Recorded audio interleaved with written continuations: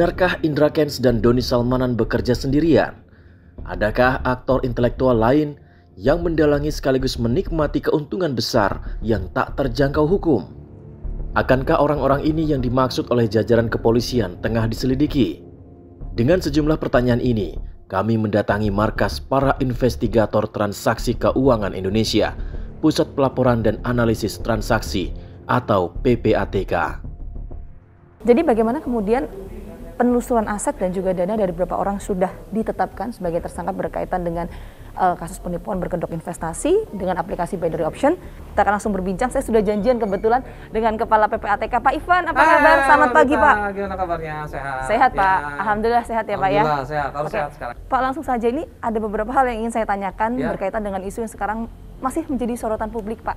Sejauh ini penelusuran dari PPATK berkaitan dengan aset dan juga aliran dana dari beberapa orang afiliator yang sudah ditetapkan sebagai tersangka ini bagaimana, Pak? Ya, penelusuran kita yang kita lakukan itu kan proses analisis ya. Jadi sekarang saja kan sudah terendus transaksi itu hampir 9 triliun. 9 triliun? Ya. Oke, itu mengalirnya kemana saja, Pak? Karena saya sempat membaca di beberapa media, PPATK sempat menyebut ada dugaan aliran dana ini sampai ke luar negeri, itu betul, Pak? Biasanya kalau dia tidak dijadikan aset, dia dibelikan aset, ya aset dengan nama orang lain, atau dia masukkan ke dalam rekening dia atau rekening orang lain, dia lakukan pengiriman ke luar negeri, ke beberapa negara. Dan khusus kasus yang ini itu kita menemukan ada sekarang 7 negara ya.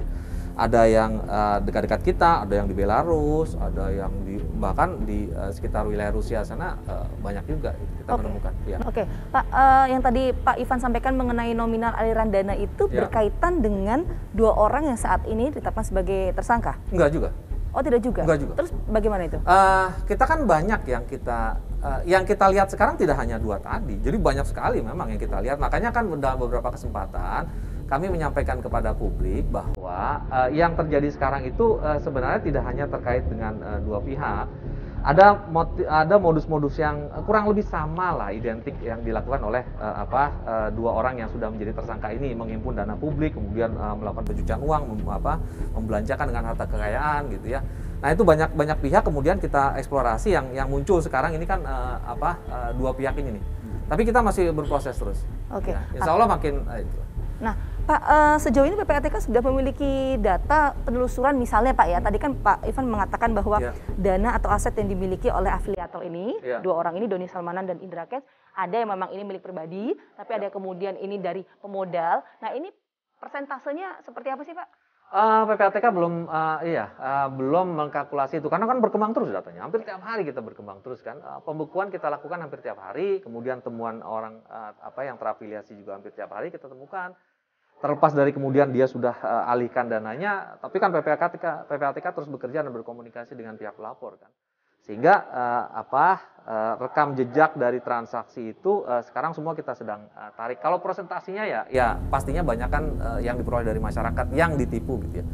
Oke, nah jadi skema atau Ponzi, skema perputaran uang ini yang ada di aplikasi binary option ini memang sudah lama dideteksi atau ditelusuri oleh pihak PPATK atau memang baru-baru ini atau bagaimana? Secara platform PPATK tidak memiliki kewenangan ya. Secara platform ya. Platform itu siapapun di masyarakat itu kalau mau bikin aplikasi platform kan tidak perlu izin dari PPATK. Soal perputaran uangnya, Pak? Perputaran uangnya sudah lama. Di PPATK sendiri sudah sekitar 6 bulan aktif ya. Pada saat PPATK 6 bulan. Pada saat PPATK sekarang melihat bahwa banyaknya masyarakat mulai ada pelaporan dan segala macam, PPATK kemudian melakukan kajian, tapi ternyata begitu PPATK lihat, laporan saja sudah ada 700-an sekarang ini.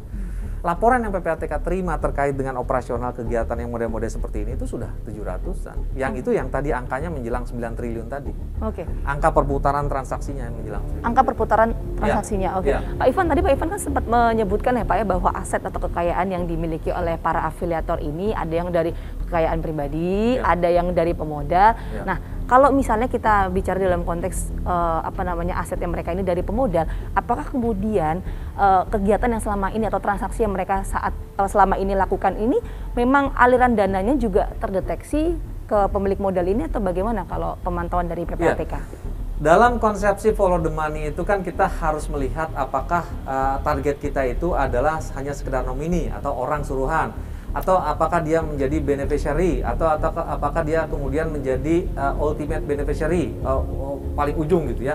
Nah, kita memang melihat ada kemungkinan bahwa di luar orang-orang ini ada yang namanya beneficiary, penerima manfaat lainnya. Jadi orang yang secara konspirasi ikut dalam skema bisnis ini, itu sudah kita udah kita kaji, dan beberapa nama sudah kita sampaikan ke teman-teman Polri ya, sudah dalam proses hasil analisis kita. Atau teman-teman dari Polri juga menanyakan kepada kita beberapa nama di luar nama-nama ini kan. Jadi kita bisa terus naik ke atas, dan kita menemukan memang ada kecurigaan kita bahwa ini bisa terkait dengan pihak-pihak tertentu. Sebelumnya juga berdasarkan informasi yang disampaikan oleh PPATK, kepolisian juga telah menemukan aliran dana dari rekening Indra Kents maupun Doni Salmanan ke sejumlah pesohor tanah air. Aparat juga sempat memeriksa beberapa di antara mereka. Namun hingga kini, belum satupun dari para pesohor yang dijadikan sebagai tersangka.